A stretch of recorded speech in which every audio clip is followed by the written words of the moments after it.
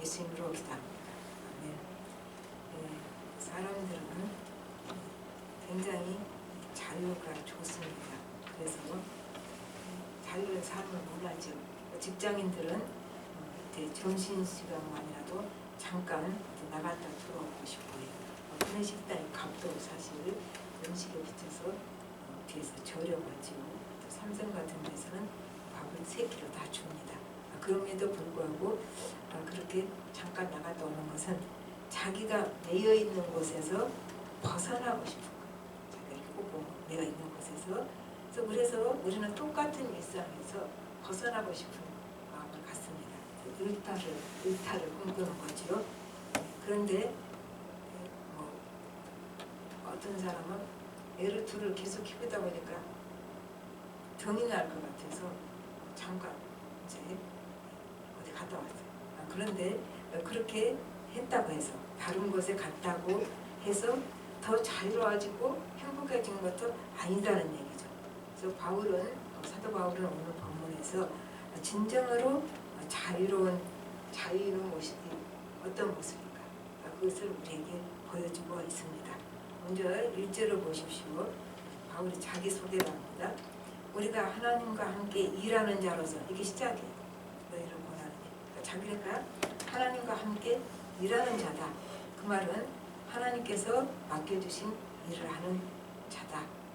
그 얘기가 되는 거죠. 그래서 하나님과 함께 일하는 자다.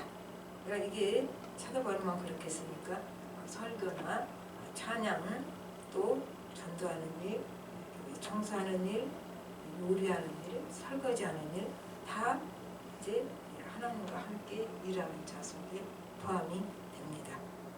그래서 하나님이 주시는 일은 하나님의 일이죠. 하나님의 일이니까 하나님이 하십니다. 하나님은 우리를 동역자 삼으시기를 기뻐하셔서 우리를 쓰시는 거죠. 우리 아니래도 다른 사람 써서 다 해요. 나 아니면 안 돼. 큰일 날 소리죠. 나 아니면 안 되는 거 아닙니다. 근데 하나님은 우리가 같이 일하시고 싶어요. 그래서 우리를 동역자로 써주신다는 얘기가 됩니다. 그래서 하나님의 일은 하나님이 하시니까 내가 할 일은 뭐예요? 방해만 안 하면 되는 거예요. 근데 이제 내 재성이 자꾸 드러나서 하나님의 일을 방해를 하는 것입니다.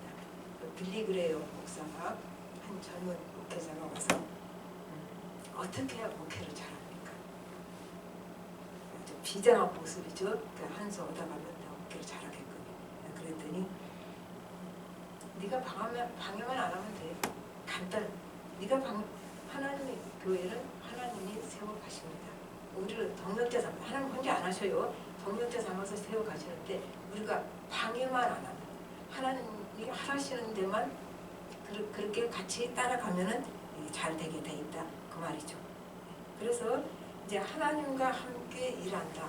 그 말 속에는 무엇이 들어가냐면 언제나 그의 삶이 하나님의 임재, 하나님의 영광 속에서 있으면서 그 일을 한다.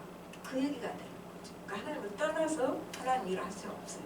하나님 임재 속에서, 그 하나님의 영광 속에서 하나님 일을 하나님과 함께 한다. 그런 의미가 되는 거죠. 그러니까 하나님과 함께 일한다는 말은 굉장히 축복받은 자의 말이 될 수 있습니다. 그런데 제일 첫 번째 말이 뭐예요? 내가 하나님과 함께 일하는 자로서 첫 번째 말이 하나님의 은혜를 헛되이 받지 말라. 그렇게 되죠. 하나님의 은혜를 헛되이 받지 말라. 이거 무슨 말이냐면 은혜 받은 자로서의 삶을 살아라. 그게 헛되게 되지 말라.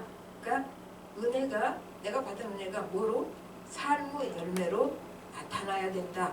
그래서 은혜로 따로 놀 수는 없는 거예요. 나는 따로 있고 내 삶 따로 있고 은혜는 따로 놀고 그런 거 없어요.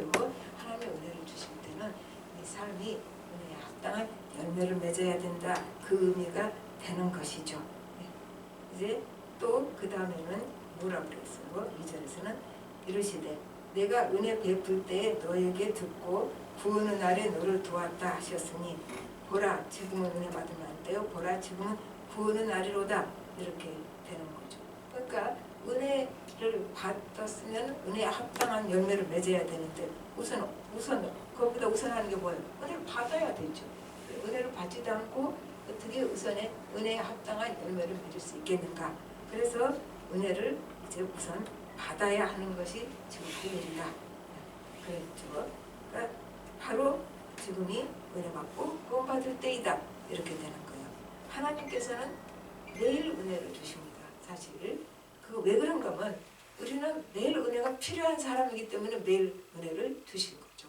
그러니까 매일 만나를 하나님께서 광야에서 이스라엘 백성에게 주신 것처럼 우리는 매일 은혜가 필요한 사람이기 때문에 매일 은혜를 주신다. 그래서 바로 지금이 은혜 받고 구원받을 때다. 이렇게 말씀을 하는 것이죠. 근데 하나님 매일 은혜를 주신다는데 나는 왜 이렇습니까? 그러니까 내가 마음이 다른 것으로 가득 차 있으면은 은혜가 들어갈 곳이 없죠. 어디 비어있는 자리가 있어야 은혜가 들어갈 거 아닙니까? 내가 딴 것으로 가득 차 있으니까 은혜가 들어갈 곳이 없다. 그리고 이제 겸손해야 은혜를 받는다. 이건 다른 목사님들 많이 썼던 거예요. 산꼭대기에 어떻게 물이 괴이겠느냐? 골짜기에 물이 괴이지, 물이 고이지, 그 소리예요. 그러니까 이제 겸손하지 않은 은혜를 받을 수 없다. 저는 야고보서 4장 6절이 좋습니다. 더 큰 은혜를 주시나니 일렀으되 하나님이 교만한 자를 물리치시고 겸손한 자에게 은혜를 주신다 하셨느니라. 그 은혜를 누가 받는다고요? 겸손한 자가. 그냥 성경이 그렇게 말해요. 그래서 은혜를 받고 싶으면 겸손해야 된다. 그러면 어떻게 할까요?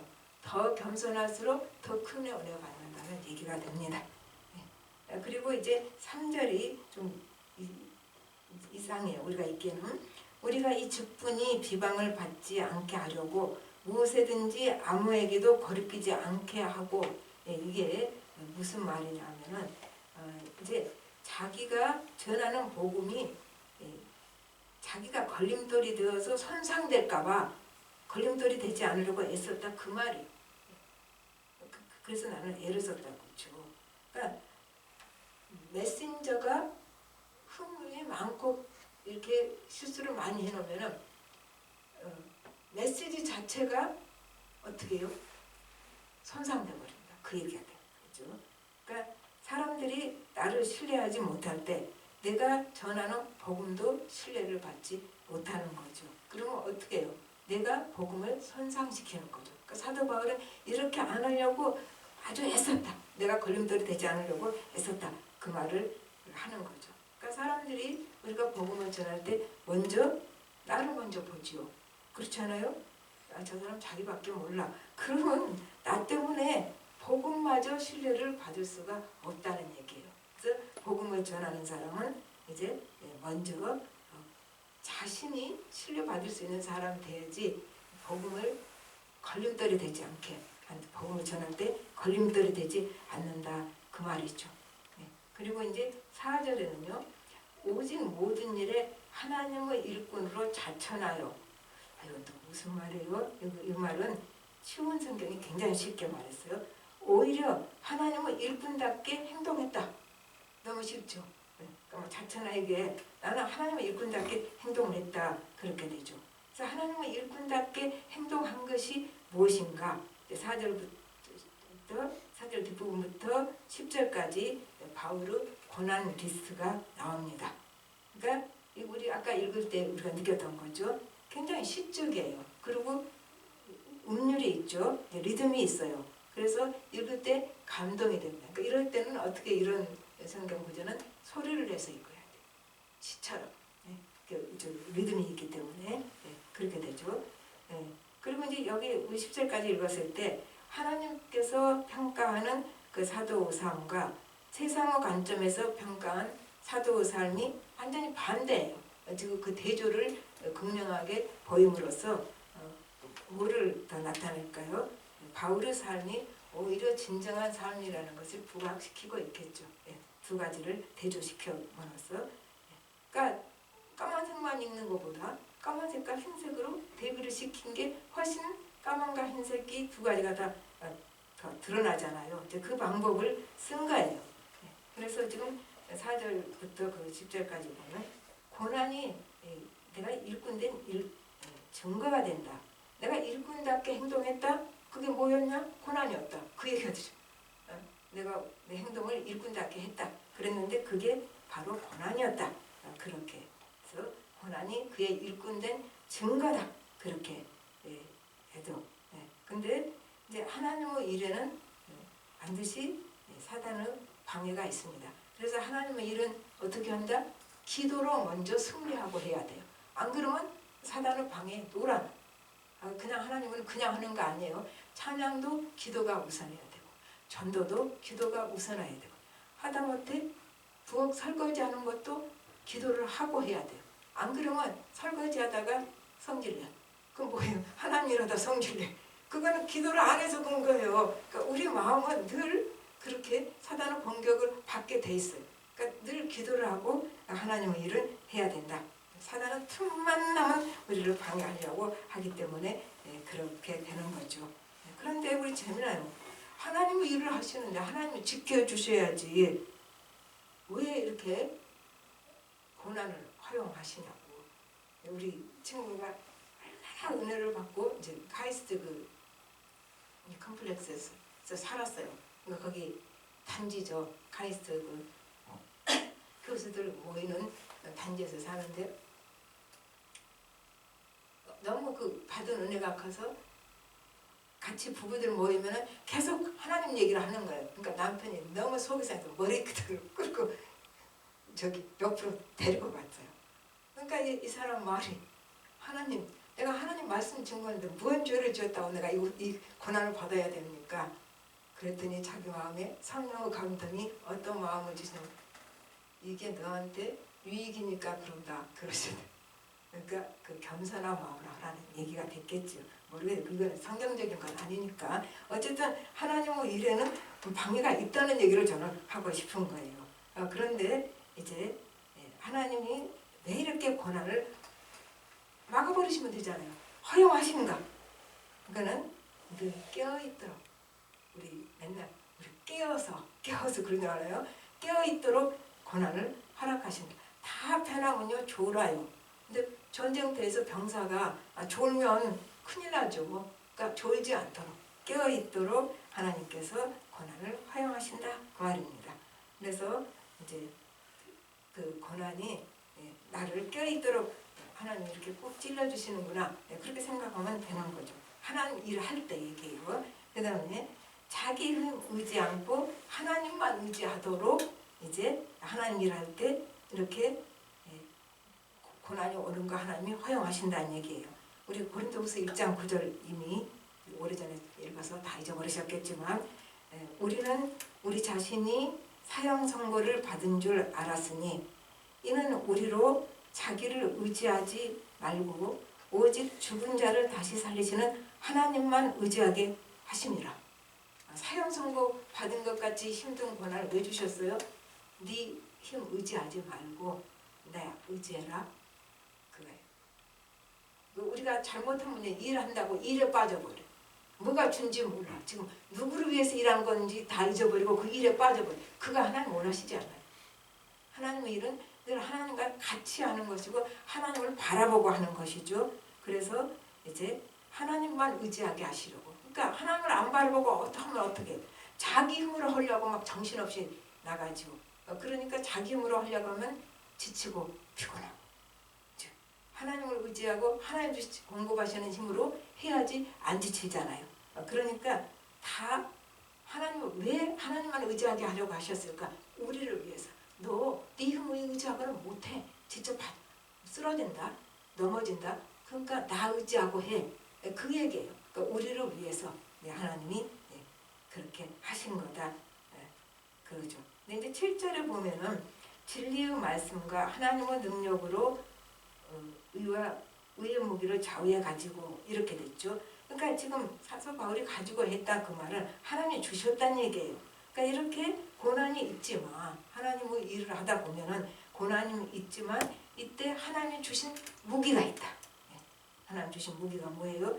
진리의 말씀과 하나님의 능력이라는 의의 무기를 양손에 주셨다.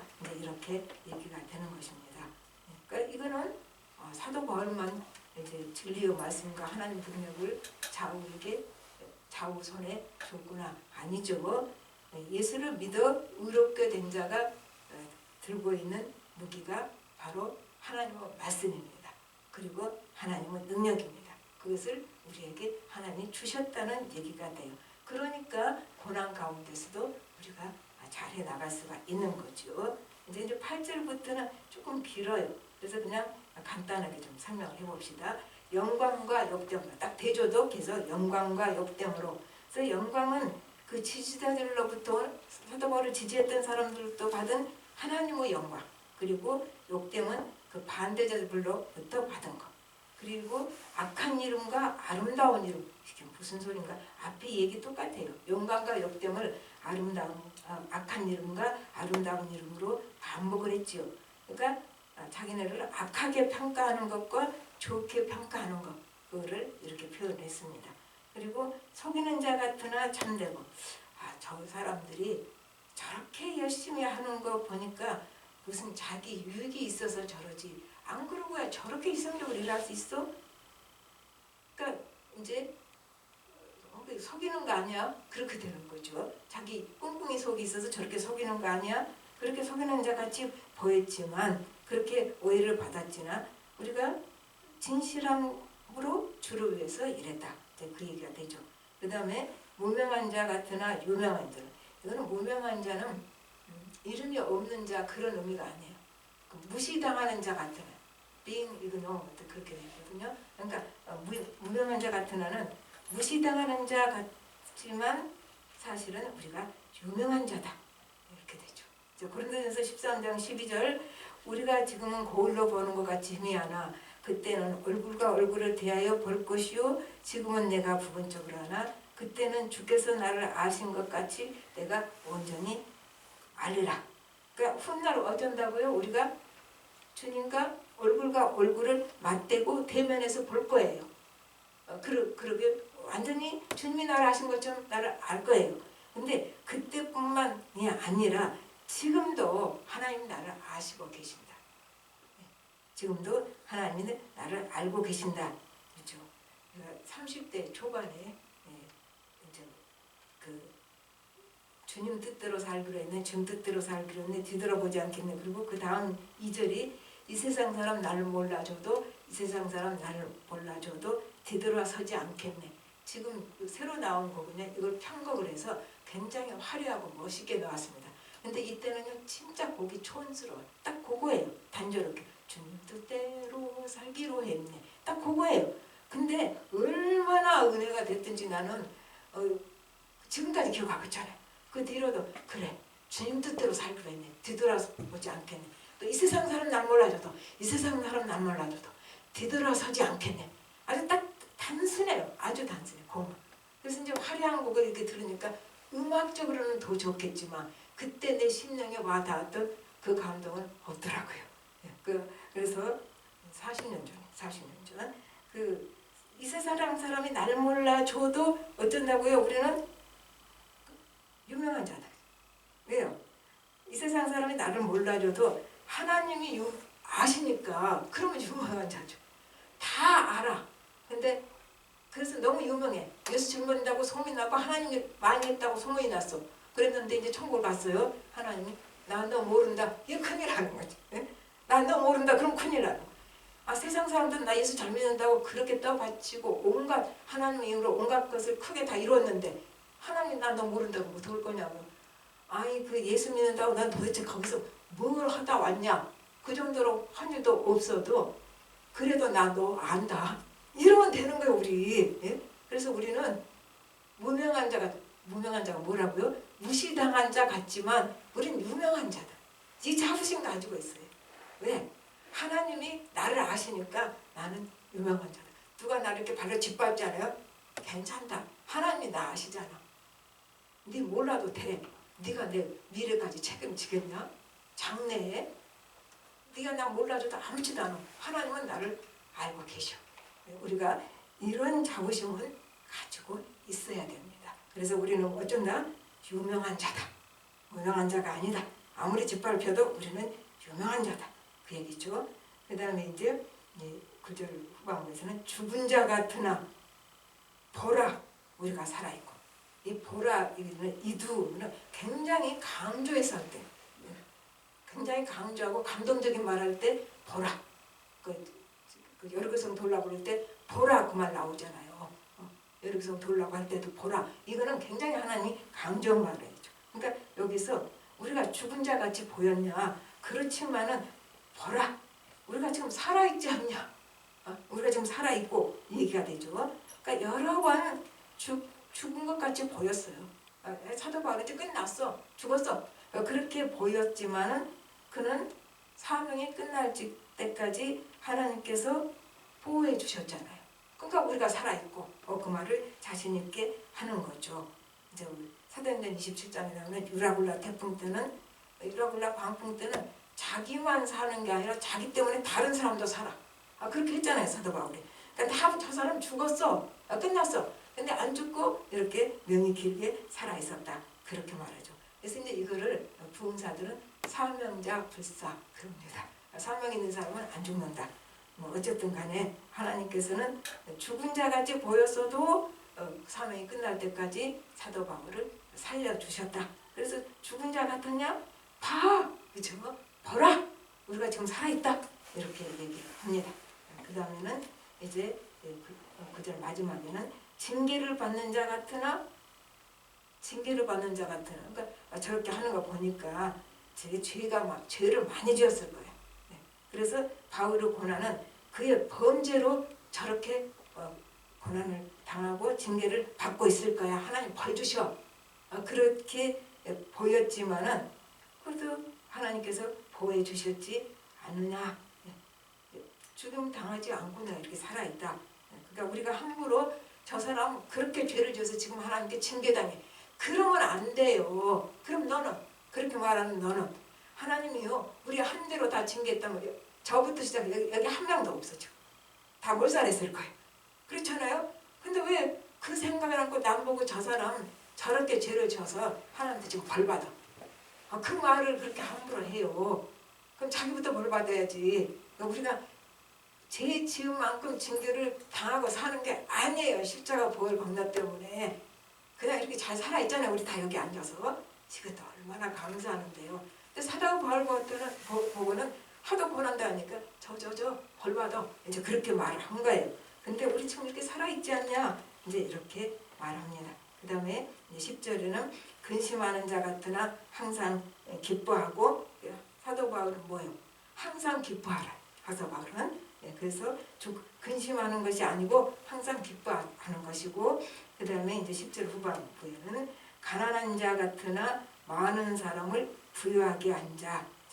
바울은 자신의 힘으로 생계를 유지해서 굉장히 청빈한 삶을 살았어요.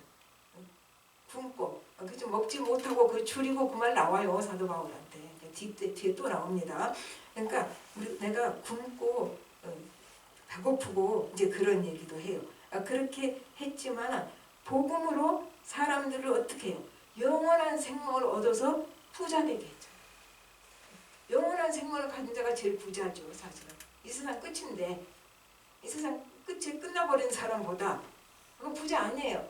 이 세상 끝날에도 영원한 생명을 가진 사람이 부유한 자다. 그 말이죠. 또 현실적으로도요. 사도 바울의 복음을 듣고 사람이 변화되어서 성실히 사니까 현실적으로도 더 부유하게 되지요. 이것도 이제 포함되어 있는 거죠. 우리는 그렇게 한 자다.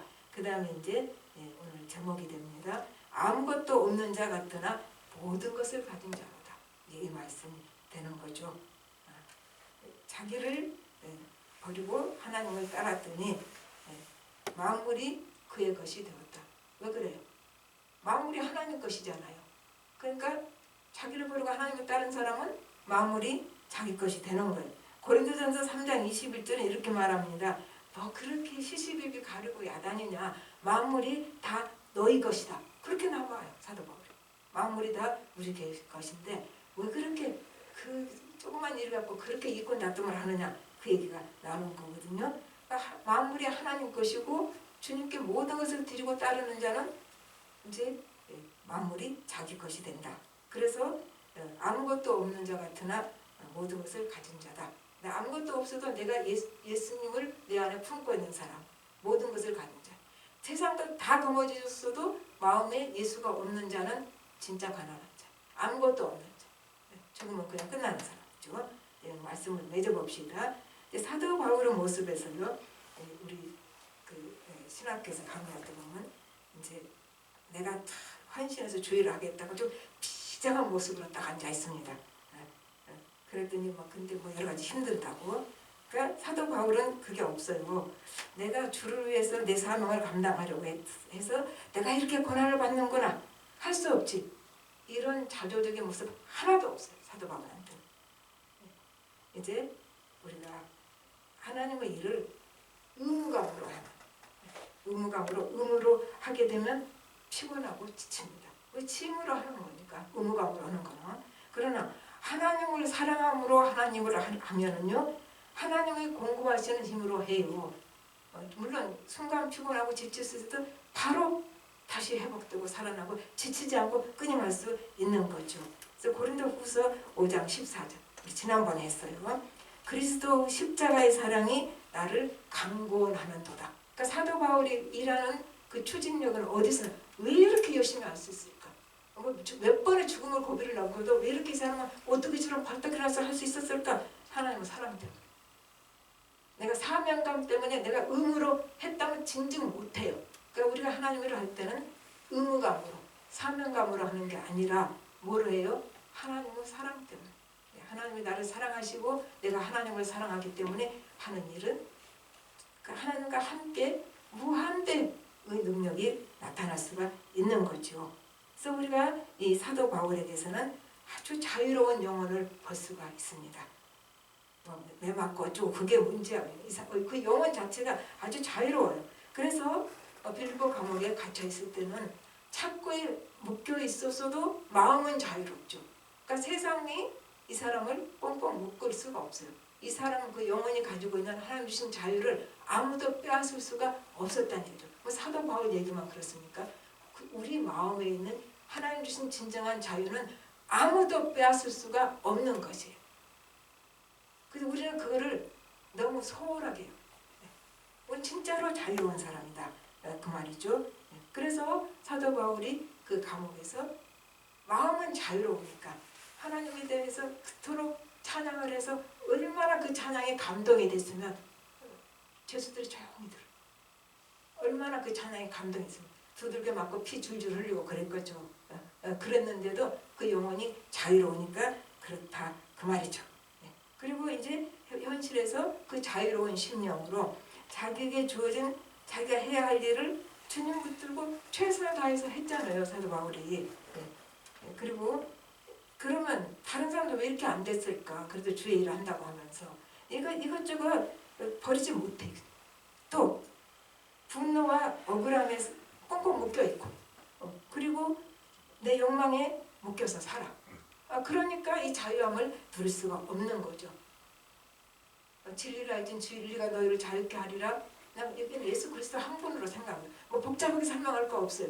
예수 그리스도가 진리니까. 내가 길이요 진리요 생명이니 그랬잖아요. 예수 그리스도가 진리니까 그 예수 그리스도를 내 마음에 진짜로 품은 사람은 자유하다. 어떠한 상황에서도 자유한 거죠.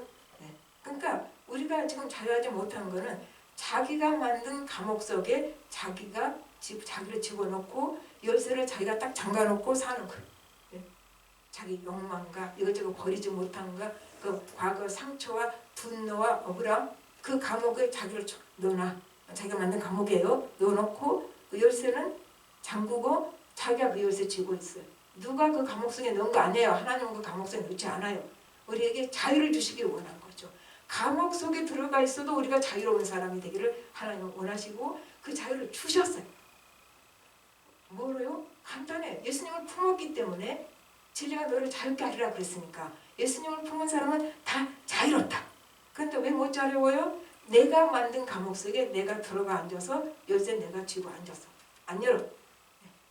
그래서 이 열쇠를 끌는 방법이 뭐예요? 은혜 받아야 돼요. 성령의 능력이 나를 사로잡으면은 그 감옥 부셔버리고 튀어나옵니다. 감옥 속에 갇혀있는 거 안 보여. 다른 사람도 모르고 나도 내가 감옥 속에 있다는 거 나도 몰라. 그러면 어떻게 나오겠습니까? 남도 모르고 나도 모르는데 내가 만든 감옥 내 속에 들어가 앉았는데 나도 모르는데 어떻게 튀어나온다고요. 그냥 자기 그 분노와 감정으로 밀어붙이는 거 이거 다 감옥 속에 있어서 이런 거라고요. 그러니까 우리가 진정하게 그 자유함을 얻어서 누가 만드는 것이 아니라 내가 만든 감옥을 부시고 나올 때 이렇게 자유로울 수가 있습니다. 그래서 사도 바울이 다 옳았겠습니까? 아니죠. 근데 사도 바울은 자기 있는 그대로 하나님께 드리고 자유롭게 살아요. 그 큰 사명이 있거나 말거나 그 사명은 이제 하나님 같이 일하면 되는 거니까 하나님께 드리고 자유롭게 사는 거죠. 이제 우리가 하나 알아야 할 게 있어요. 제일 중요한 거. 우리는 누가 됐든 나는 하나님을 사랑받은 자이고 내가 하나님을 사랑하는 자예요. 이 확실한 자기 정체성만 가지고 있다면 이 정체성 때문에 우리 자신을 온전히 드릴 수가 있어요. 이거 없이는 우리 하나님께 못 드려요. 어떻게 드려요? 하나님 나를 사랑하시고 내가 하나님을 사랑하기 때문에 내 자신을 하나님께 드릴 수가 있는 거죠. 그러면 건강이 안 좋기도 하고 가진 게 아무것도 없고 저 사람 가진 거 하나도 없어. 괜찮아요. 이룬 것도 없어. 그리고 또 이제 뭐 보니까 별로 사람들이 보기에 소망도 안 가져 나한테 대해서 그럴지라도 우리가 이제 내가 하나님을 사랑받는 자녀요 내가 하나님을 사랑한다는 이 확실한 근거만 붙잡고 있다면은 그러면은 현재 주어진 일에 최선을 다해서 자유로운 영혼으로 살 수가 있습니다. 이제 말씀해 줍시다. 하나님의 은혜 받은 자의 삶입니다. 그래서 1절로 돌아가요. 1절에 뭐라고 그랬어요? 하나님의 은혜를 헛되이 받지 말라. 다 같이 기도하겠습니다. 하나님 아버지 주님 은혜를 감사를 드립니다. 하나님께서는 우리 모두에게 은혜를 주셨기 때문에 우리가 예수님을 영접했습니다. 우리가 예수님이라는 보물을 우리 마음에 품었습니다. 예수님을 받은 자는 자유롭다고 했습니다. 그런데 우리는 왜 그렇게 꽁꽁 묶여있고 억울하고 분노하고 화내고 그리고 자신이 만든 감옥 속에 삽니까? 이것저것 또 버리지도 못하고 또 그 감옥 속에 삽니까? 자기 엉망도 버리지 못하고 또 감옥 속에 삽니까? 아버지는 하나님께서는 우리에게 자유함을 주셨으니 예수님을 마음에 품은 자는 진정한 자유로운 한 영혼으로서 하나님께 모든 것을 맡기고 나 자신을 온전히 드리고 그러므로 말미암아 새처럼 새보다 더 자유롭게 우리가 내게 주어진 삶을 자유롭고 기쁘고 즐겁게 살 수 있도록 허락하여 주시옵소서. 모든 말씀 예수님으로 기도합니다. 아멘. 예, 이제 같이 기도하십시다. 하나님, 내가 만든 감옥이 뭐가 있습니까? 이렇게 기도하십시다. 그거를 물어보면요, 성령이 내 마음에 깨우침을 주세요.